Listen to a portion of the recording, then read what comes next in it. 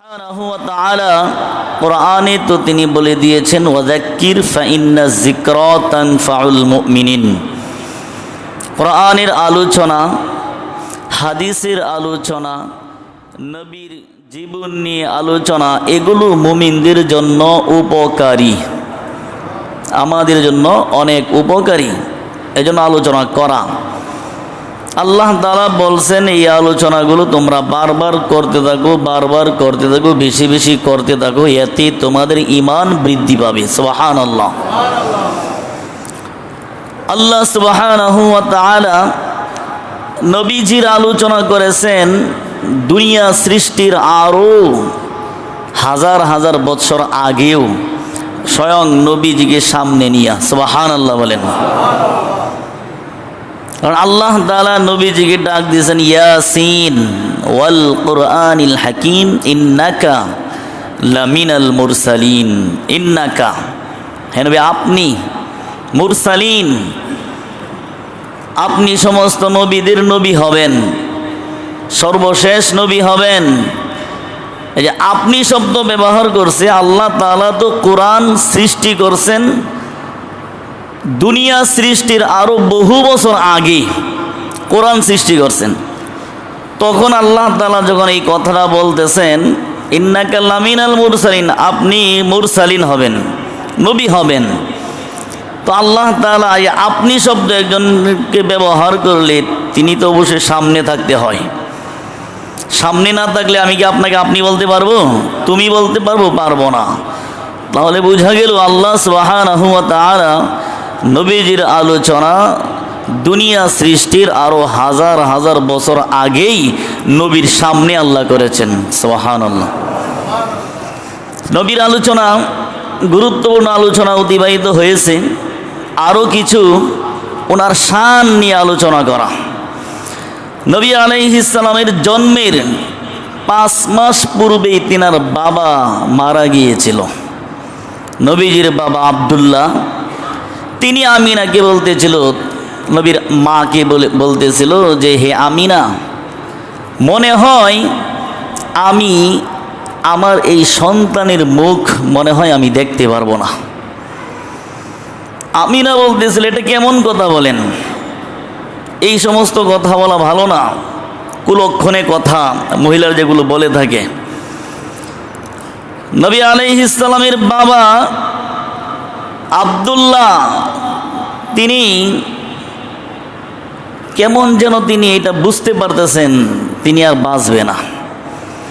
সিরিয়ায় ব্যবসার জন্য রওনা হবে, রওনা হওয়ার পূর্বে এই কথাগুলো বলতেছিলেন। আর এই কথাটা বলতেছিল আমি যদি মারা যাই তাহলে এই সন্তানটার খাতিরে হলেও তুমি অন্যত্র বিবাহ বন্ধনে আবদ্ধ হইও না, আমার এই সন্তানটাকে তুমি ভালোভাবে লালন পালন করিও।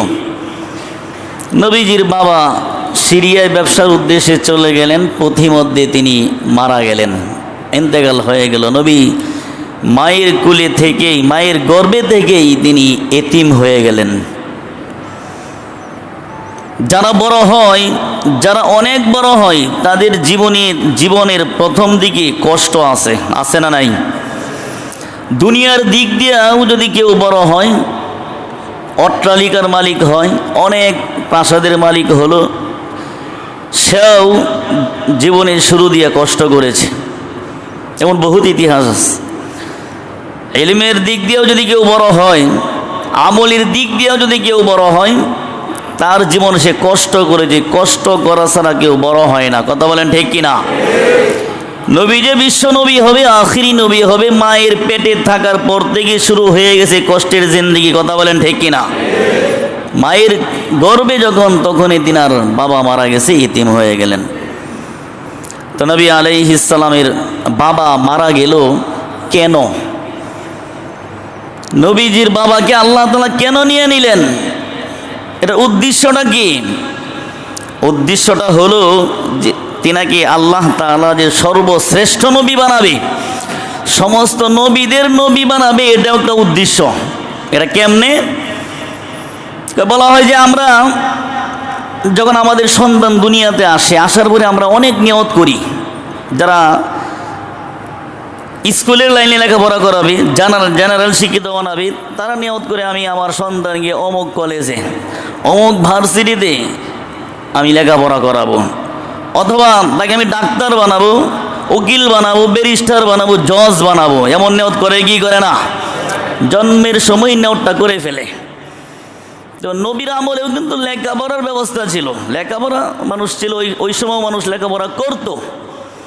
তো নবীর বাবা যদি থাকতেন তাহলে তিনি এই নিয়তটাও করতেন, আমার সন্তানকে আমি অমুকের কাছে, অমুক পাদ্রির কাছে, অমুক বড় জ্ঞানী ব্যক্তির কাছে লেখাপড়া করাবো। এটা নিয়তটা করতে পারতেন কি পারতেন না? কিন্তু আল্লাহ তাআলার খেয়াল হলো আমার এই নবীকে আমি দুনিয়ার কোনো মাস্টার দিয়া, কোনো শিক্ষক দিয়া, কোনো পাদ্রী দিয়া আমি শিক্ষা দিব না। আল্লাহ পারে কি পারে না? এই জন্য বাবাকে আগিয়ে নিয়ে গেছেন। যদি নবীকে দুনিয়ার হাইসিয়তে কাহারো কাছে শিক্ষা দেওয়া হতো, তিনি কাহারো কাছে শিখছে, শিখার পরে যদি তিনি জ্ঞান প্রচার করত, দিন প্রচার করত, কোরআন প্রচার করত, তখন কাফেররা বলতো মুহাম্মদ তো শিখেছে, মুহাম্মদের তো জ্ঞান আছে, সে তো জ্ঞান হাসিল করছে, এখন সে তার নিজের জ্ঞান দিয়া বানায়া বানায়া সে প্রচার করতেছে। কথা বলেন ঠিক কিনা? এটা বলতে পারতো কি পারতো না? এই জন্য নবীর কোনো উস্তাদ থাকবে না, নবীর উস্তাদ স্বয়ং কে? এটা আল্লাহ তাআলা সূরা নজমের মধ্যে আল্লাহ বলে, ওয়ামা ইয়ানতিকু আনিল হাওয়া ইন হুয়া ইল্লা ওয়াহয়ুন ইউহা।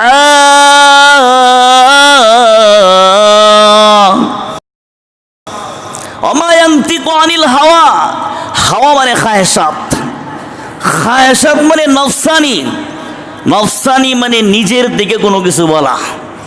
নবী নিজের দিকে কোনো সময় কোনো কথা বলতেন না, যা বলতেন ইন হুয়া ইল্লা ওয়াহয়ু ইউহা, ওহী এসে যা বলতো ওই কথাগুলোই তিনি বলতেন। সুবহানাল্লাহ। কেউ যেন না বলতে পারে যে মুহাম্মদ বানায় বানায় বলে, কেউ যেন না বলতে পারে তার জ্ঞান থেকে সে বলতেছে, এটা যেন না বলতে পারে। এই জন্যই বাবাকে আগেই উঠায় নিয়ে নিয়েছেন। উদ্দেশ্য আছে না নাই? 5 মাস পূর্বেই নবীর বাবা চলে গেছে। নবীর জন্ম হলো গত সপ্তাহ বলেছিলাম। এরপরে মনে করেন মক্কার নিয়ম ছিল বাচ্চাদেরকে গ্রামের এলাকায় পাঠাইয়া দিত। শহরের মধ্যে সারা দেশের মানুষ এখানে বিরাজমান, এই এলাকার মধ্যে বরিশালের মানুষও আছে, কুমিল্লার মানুষও আছে, চাঁদপুরের মানুষ, ময়মনসিংহের মানুষ, নোয়াখালীর মানুষ, বিভিন্ন ভাষা এখানে মিশ্রিত। কথা বলেন ঠিক কিনা? মিশ্রিত ভাষা।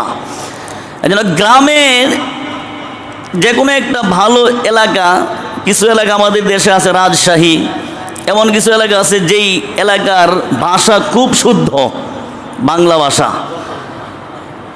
তায়েফের ভাষা ছিল শুদ্ধ, বাচ্চাদেরকে শহর থেকে গ্রামে পাঠায় দিত, যেন সে যখন কথা বলবে শুদ্ধ ভাষাটা গ্রাম থেকে সে শিখে আসে। এই জন্য তায়েফ থেকে মহিলারা আসতো বাচ্চাদেরকে নিয়ে যেতে। এটা গত সপ্তাহে বলেছিলাম, কিছু শানও বলেছিলাম। মা হালিমা আসলেন, নবীজিকে কোলে নিলেন, অনেক ইতিহাস। নবীজিকে নিয়ে গেলেন, নিয়ে যাওয়ার পরে নবী আলাইহিস সালামকে বাড়িতে নিয়ে যাওয়ার পরে তিনার বরকত শুরু হলো। বরকতের কথা বলেছি। বাড়িতে নিয়ে যাওয়ার পরে আরও কিছু সামনে বরকত, সেগুলো হলো হালিমা রাদিয়াল্লাহু তাআলা আনহা বলতেছে, এই মুহাম্মদ শিশু কখনো বিছানার মধ্যে প্রস্রাব করে নাই। সুবহানাল্লাহ বলেন। বিছানার মধ্যে প্রস্রাব করে কি করে না বাচ্চারা? কখনো বিছানায় প্রস্রাব করে নাই। প্রস্রাব যখন তার হতো, আমি যখন কুল থেকে নামাইতাম অন্যত্র, সেখানে প্রস্রাব করতো, বিছানায় প্রস্রাব করতো না। এমনকি হালিমা রাদিয়াল্লাহু তাআলা আনহার কোলেও নবীজি কখনো প্রস্রাব করে নাই।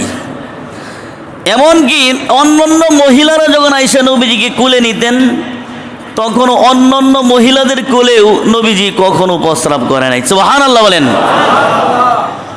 এই নবীর উসিলায় হালিমার যে এক সন্তান ছিল যার নাম ছিল আব্দুল্লাহ, যে নবী তার দুধভাই হয়ে গেছে, এক নবীর উসিলায় আব্দুল্লাহর মধ্যেও এই সিফতগুলো চলে আসছে। সুবহানাল্লাহ। আব্দুল্লাহ হালিমার স্বয়ং যে সন্তান আব্দুল্লাহ, সেও হালিমার কোলে প্রস্রাব করে না, সেও বিছানায় প্রস্রাব করে না, অন্য কোনো মহিলার কোলে প্রস্রাব করে না। নবীর চাহনি, নবীর চোখের চাহনি দেখে যতই দেখে হালিমার মন ততই ভরতে থাকে। সুবহানাল্লাহ বলেন। নবীর দিকে যতই তাকায়, নবীও তার দিকে যতই তাকায়, মহব্বত খালি সৃষ্টি হইতেই থাকে। আগে তো নবীজিকে কেউ নেয় নাই, গত সপ্তাহ বলেছিলাম, এতিম সন্তান, তাকে নিলে উজরত পাওয়া যাবে না। হালিমা উঠে নিয়ে গেল। এখন হালিমার বাড়িতে অন্য মহিলারা এসে ভিড় জমায় এই শিশুটাকে দেখার জন্য। সুবহানাল্লাহ।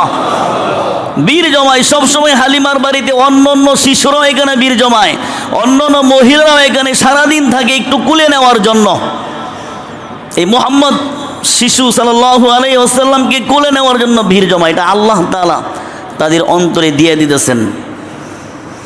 হালিমা রাদিয়াল্লাহু তাআলা আনহা অন্তরে আল্লাহ সুবহানাহু ওয়া তাআলা নবীর মহব্বত এত দিয়ে দিয়েছিল। হালিমাতুস সাদিয়া রাদিয়াল্লাহু তাআলা আনহা এক মুহূর্তের জন্য নবীজিকে আড়াল করতে পারতো না, আড়াল করতে তার মন চাইতো না।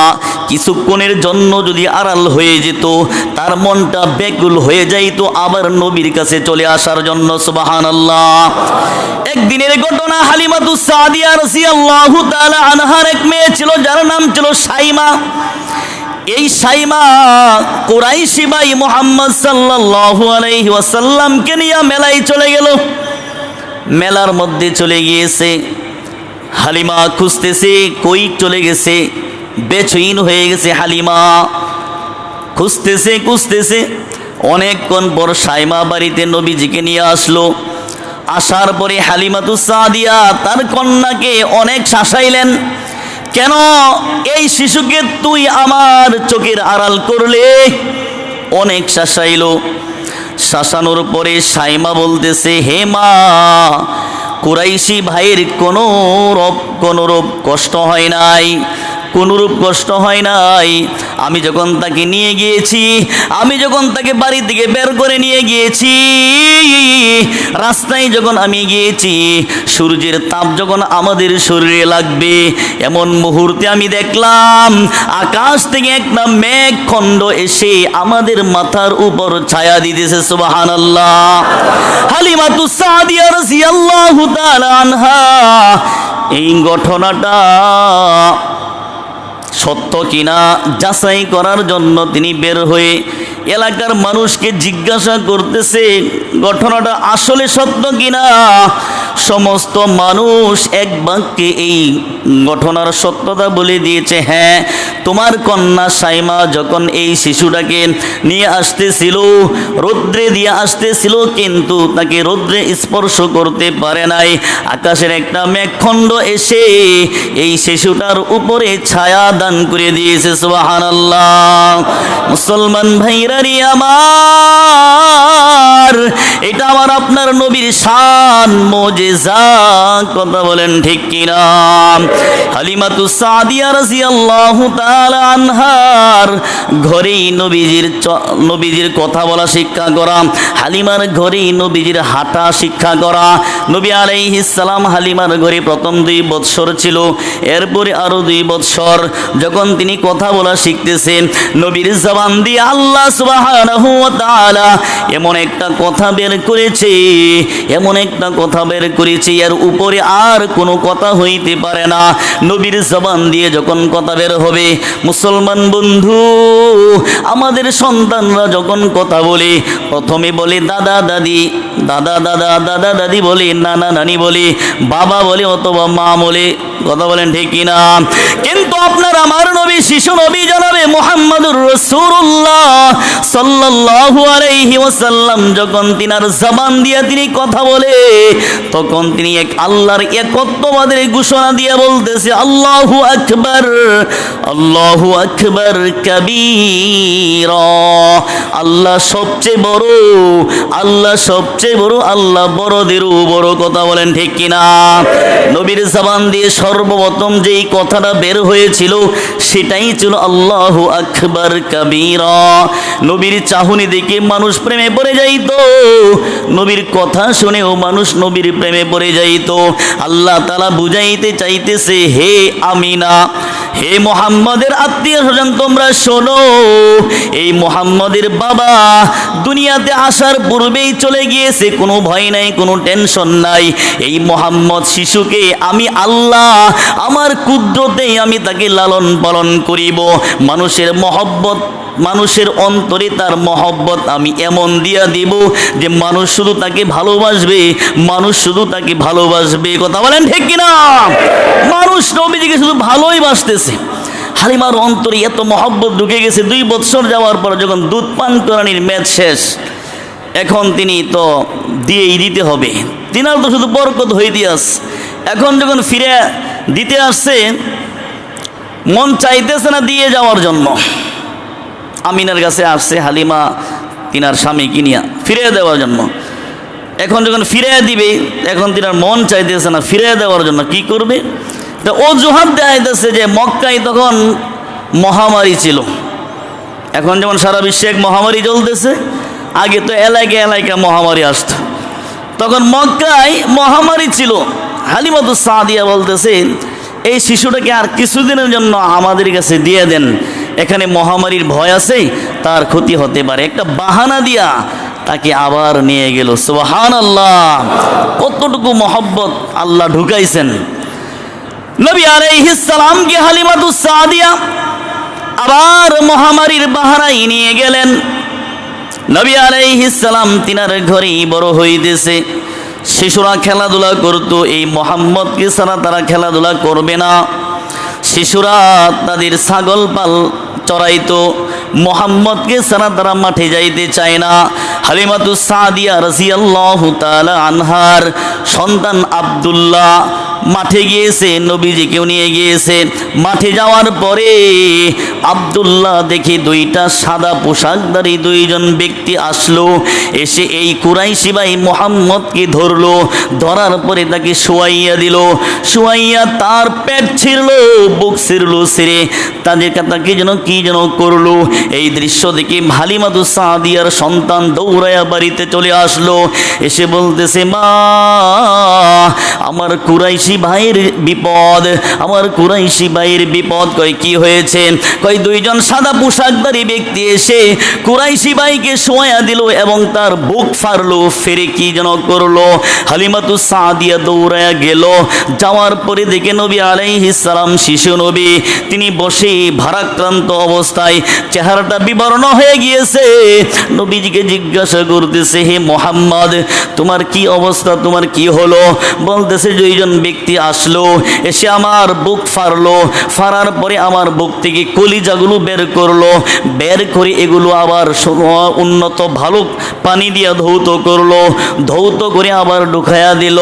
এই অবস্থাটা আমার সাথে হয়েছে। মুসলমান বন্ধু, এই অবস্থাটা হলো বক্ষ বিতরণ। নবী আলাইহিস সালামের এটাও একটা শান। নবীজি শিশুদের মধ্যে একটা দুষ্টামির অভ্যাস আছে না নাই? দুষ্টামির অভ্যাস আছে। এই মুহাম্মাদের মধ্যে যেন কোনরূপ দুষ্টামির অভ্যাস না থাকে, আল্লাহ সুবহানাহু ওয়া তাআলা আবে জমজমের পানি ফেরেশতা দিয়ে পাঠায়া দিলেন।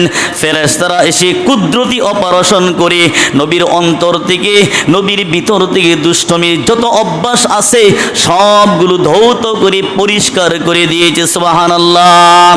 নবী আলাইহিস সালামকে হালিমাতুস সাদিয়া এক গণকের কাছে নিয়ে গেল, এক গণকের কাছে নিয়ে গেল, গিয়া বলল, এই হালত, এই গণকটা বুঝে ফেলেছে এইটা কোনো সাধারণ কোনো শিশু না, সাধারণ কোনো মানুষ না, এটা অবশ্যই আখিরি নবী হবে। এই গণকে তার এলাকাবাসীদেরকে ডাকে বলতেছে, হে আমার এলাকাবাসী, তোমরা দৌড়ায় আসো, এই শিশুটাকে হত্যা করো, না হয় এই শিশু তোমাদের ধর্ম ধ্বংস করে দিবে, তোমাদের ধর্মকে বিলুপ্ত করে দিবে, নতুন ধর্ম চালু করবে।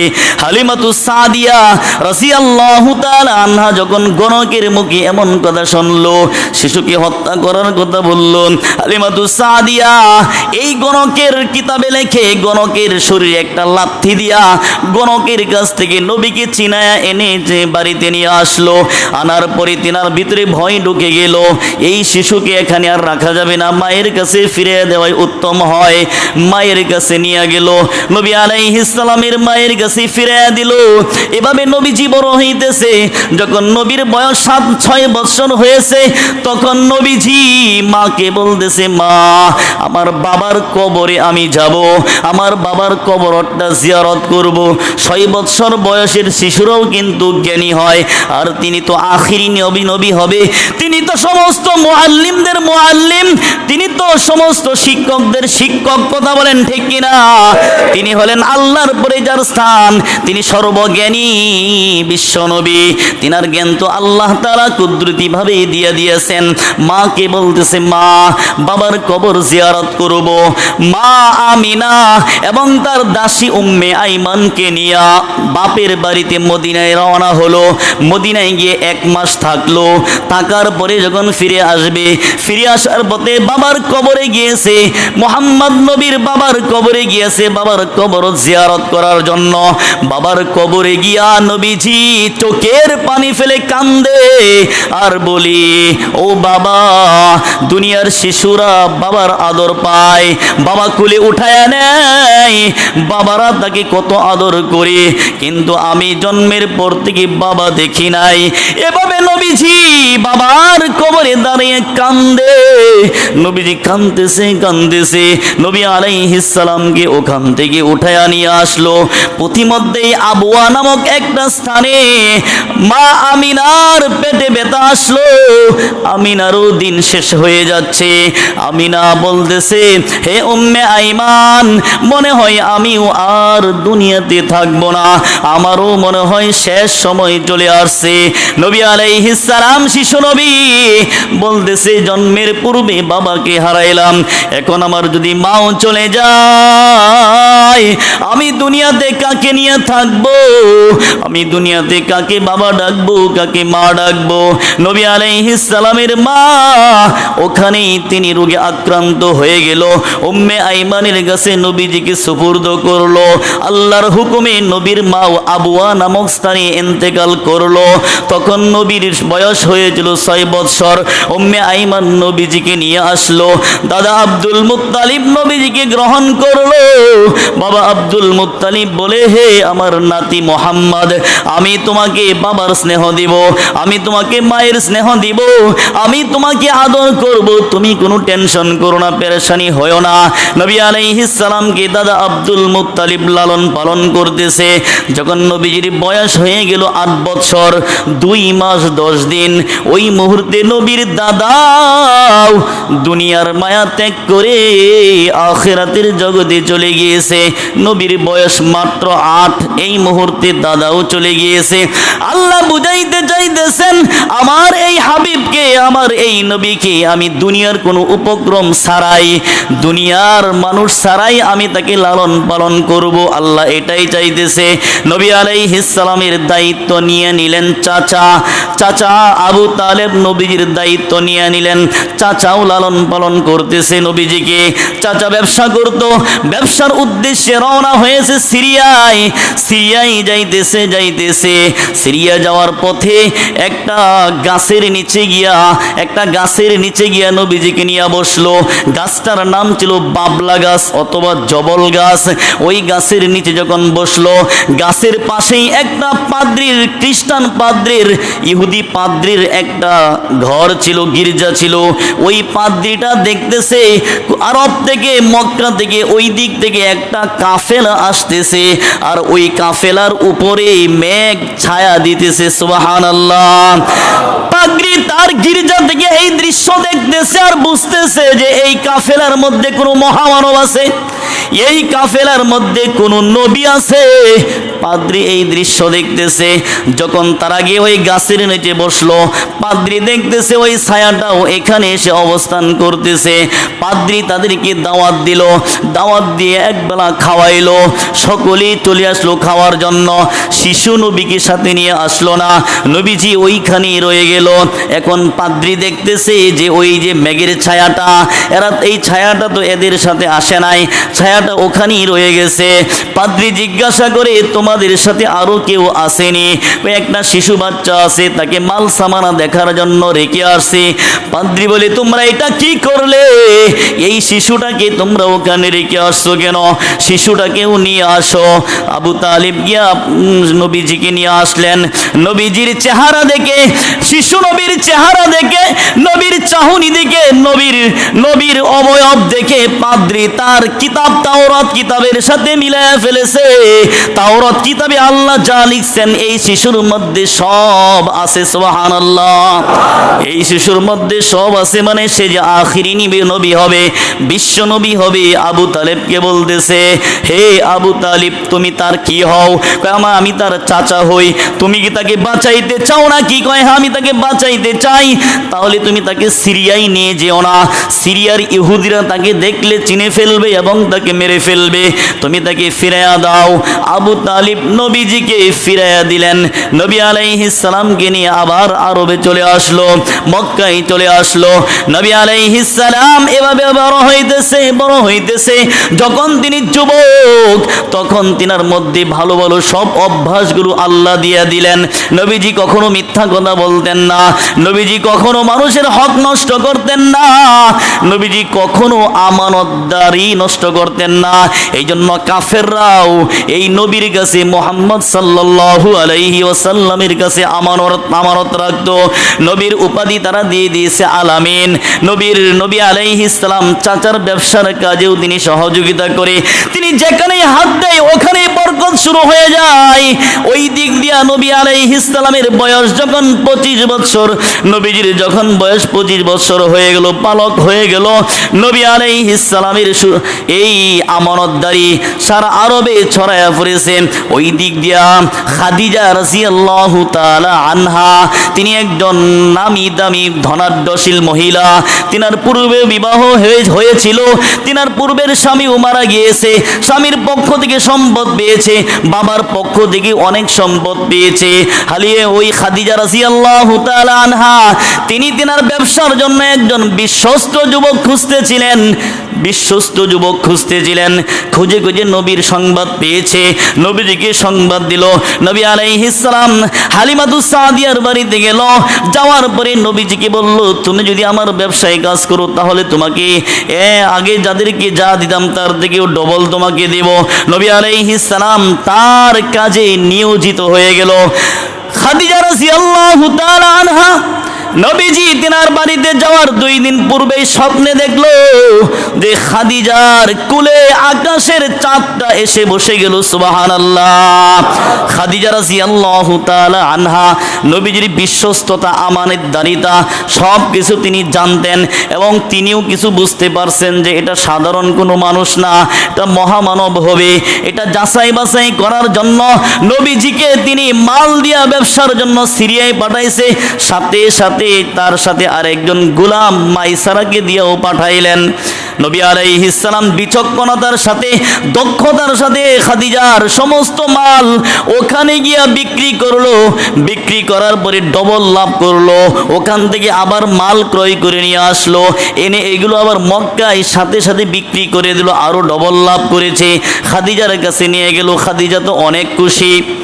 শুধু তাই নয়, খাদিজা রাদিয়াল্লাহু তাআলা আনহার ওই যে গোলাম সাথে দিয়েছিল মাইসারা, মাইসারা খাদিজাকে বলতেছে, হে আমার মনিব, আমি আমার এই সফরে কিছু দৃশ্য আমি দেখেছি, কিছু অলৌকিক দেখেছি, আমি কিছু মুজিজা দেখেছি। কই তুমি কি দেখেছো? আমি দেখেছি যখন আমি আর এই মুহাম্মদ বালককে নিয়ে আমরা যখন চলতেছি, তখন আমি দেখি আকাশ থেকে একটা মেঘখণ্ড এসে আমাদের উপর ছায়া দান করে। সুবহানাল্লাহ। মুহাম্মদ যেখানে যায় ওখানে ছায়া তার উপরে থাকে। সুবহানাল্লাহ। খাদিজাও বুঝে ফেলেছে এটা কোনো সাধারণ মানুষ না। খাদিজা রাদিয়াল্লাহু তাআলা আনহার অন্তরে নবীজির মহব্বত ভালোবাসা আল্লাহ ঢুকায়া দিল। খাদিজা নিজ থেকে বিবাহের প্রস্তাব দিল। নবী আলাইহিস সালামকে প্রস্তাব দেওয়ার পরে নবীর গার্জেন চাচা আবু তালেবের কাছে গিয়া বলল, চাচা আবু তালেব রাজি হয়ে গেল, আনুষ্ঠানিকতার সাথে নবীজির বিবাহ পড়াইলো।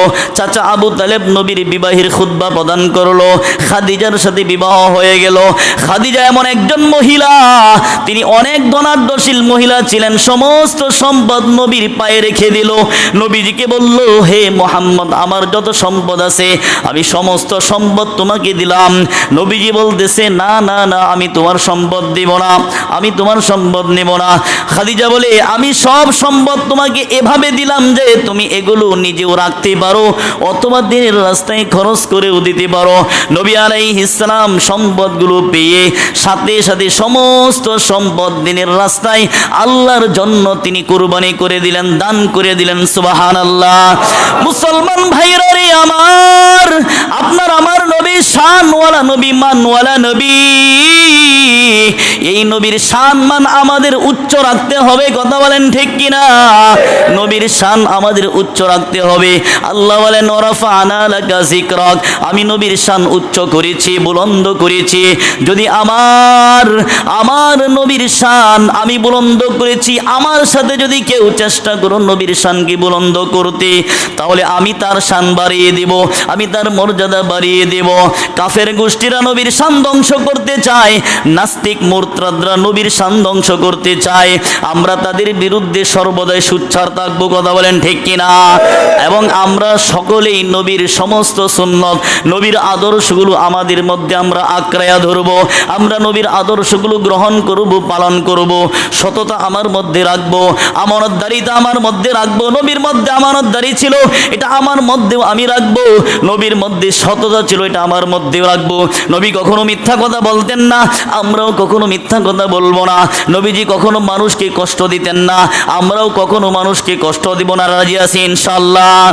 আবু বকর সিদ্দিক রাদিয়াল্লাহু তাআলা আনহু তিনি বলে, আয়ান কুসুদ্দিন ওয়া আনা হাই, আমি আবু বকর বেঁচে থাকবো আর নবীর দাঁত ভাঙ্গার বিনিময়ে যেই দিন আমরা পেয়েছি ওই দিনের উপর কেউ আসর দিবে এটা হতে পারে না। কুসুদ্দিন ওয়া আনা হাই, আমি আবু বকর বেঁচে থাকবো উহুদের ময়দানে নবীজির দাঁত ভাঙ্গার বিনিময়ে, তায়েফের ময়দানে নবীর রক্ত ঝরার বিনিময়ে, নবীর মাথায় উটের ভুঁড়ি বুঝা উঠাইয়া দিছে, ইহার বিনিময়ে যেই দিন আমরা পেয়েছি, যেই কালিমা আমরা পেয়েছি, যেই নবী আমরা পেয়েছি, এই দিনের গায়ে যদি কেউ আসর দেয়, কেউ টোকা দেয়, আমি আবু বকর বেঁচে থাকবো এটা কখনো হতে পারে না। কথা বলেন ঠিক কিনা? মুসলমান বন্ধু, আবু বকরের সুরে আমাদেরও বলতে হবে, আমি বেঁচে থাকবো। আপনি বলেন আমি বেঁচে থাকবো, আমার সামনে নবীর শান বুলন্দিত হবে, বুলন্দিত হবে, নবীর শানের ক্ষুণ্ণ হবে, এটা কখনো হতে পারে না। কথা বলেন ঠিক কিনা? এজন্য আমাদের আগে আমাদের নিজেদের আমল করতে হবে, নবীর সমস্ত সুন্নত আমাদের মধ্যে আনতে হবে। আগে নিজেদের আমলের উপর উঠতে হবে, এরপরে নবীর শান মানের জন্য আমাদের চেষ্টা করতে হবে। যেখানে ইসলামের বিরুদ্ধে কথা বলা হয় ওখানেই আমাদের প্রতিবাদ জানাইতে হবে। রাজি আছি ইনশাআল্লাহ? আল্লাহ আমাদের তৌফিক দান করেন।